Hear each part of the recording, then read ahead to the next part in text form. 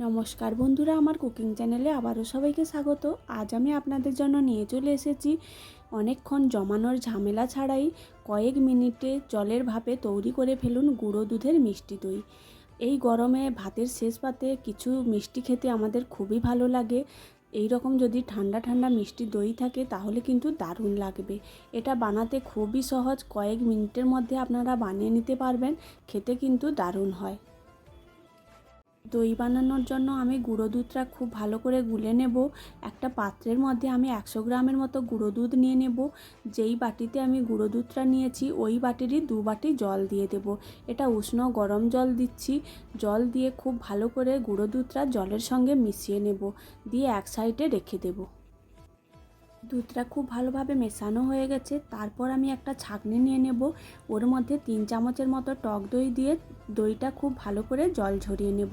আমি এখানে প্যাকেটের টক দই ব্যবহার করেছি। আপনারা চাইলে বাড়িতে বানানো টক দই দিয়েও এই দইটা বানাতে পারেন। মিষ্টি দই লাল কালারটা আনার জন্য আমি এখানে একটা ক্যারামেল তৈরি করে নেব। ক্যারামেলটা করার জন্য আমি একটা কড়াই গ্যাসের মধ্যে বসিয়ে দিয়েছি। ওর মধ্যে 50 থেকে 60 গ্রামের মতো চিনি দিয়ে দেব। চিনিটা প্রথমে নাড়াচাড়া করব না। যখন চিনিটা গলতে আরম্ভ করবে এবং হালকা কালার চেঞ্জ হয়ে যাবে তখন খুব ভালোভাবে চিনিটা হালকা হাতে মিশিয়ে নিতে হবে। চিনিটা খুব ভালোভাবে গলে গেছে। এই সময় গ্যাসের আঁচটা একদম লোতে করে দিতে হবে, দিয়ে 5 থেকে 7 মিনিট অপেক্ষা করতে হবে। চিনিটা একদম লাল হয়ে কালার চেঞ্জ হয়ে আসবে, তখন ওর মধ্যে ওই বাটিরই 1 বাটি মতো জল দিয়ে দেব। দিয়ে ক্যারামেলটা খুব ভালো করে জলের সঙ্গে মিশিয়ে নেব।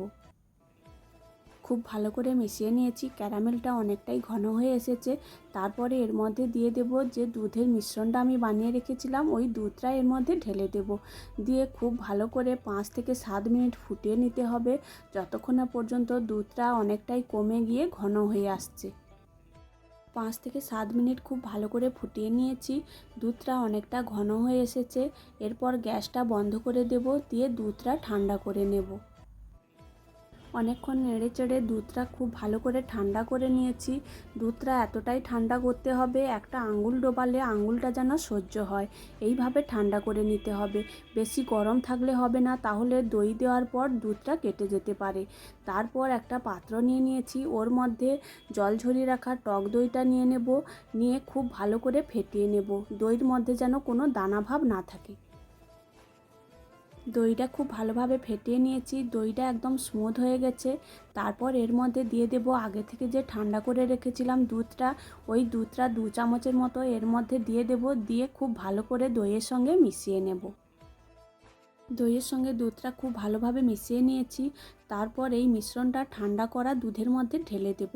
দিয়ে ওটাও খুব ভালোভাবে 2 থেকে 3 মিনিট মিশিয়ে নেব। টক দই মিশ্রণের সঙ্গে দুধটা খুব ভালো করে মিশিয়ে নিয়েছি।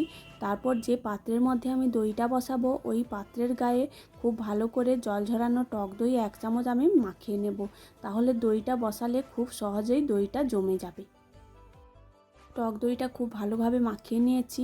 তারপর আগে থেকে যে দই আর দুধের মিশ্রণটা বানিয়ে রেখেছিলাম ওটা এর মধ্যে ঢেলে দেব, দিয়ে একটা ঢাকনা দিয়ে দেব।